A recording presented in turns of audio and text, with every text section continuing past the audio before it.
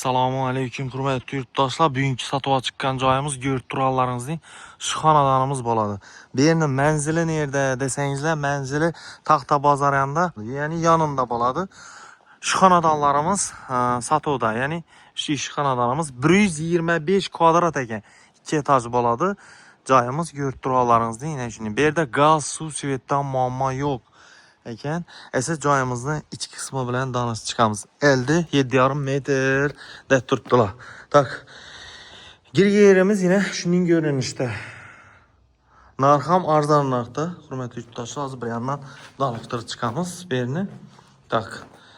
Şunun görünüşte giriş joyimiz, birimizde bir xonasi, yine birimiz ham şunun görünüşte.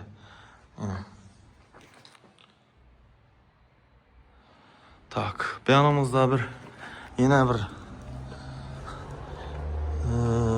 xonasi desek, yerimiz sanuziyelimiz, yerimiz kuxnimiz, görüp turarlarınız deyin, birimizde nasıl ikinci kavata çıkadan pesini çıkpoza üstem şunun görünüşte boladı.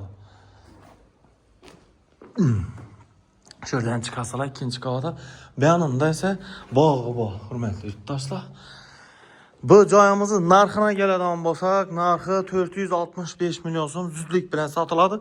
Gelişirgen halda narxı arzon narxda faydalanmagan boladı. 125 kvadrat boladı. 57,5 2 etaj boladı. Mənzilə aytib.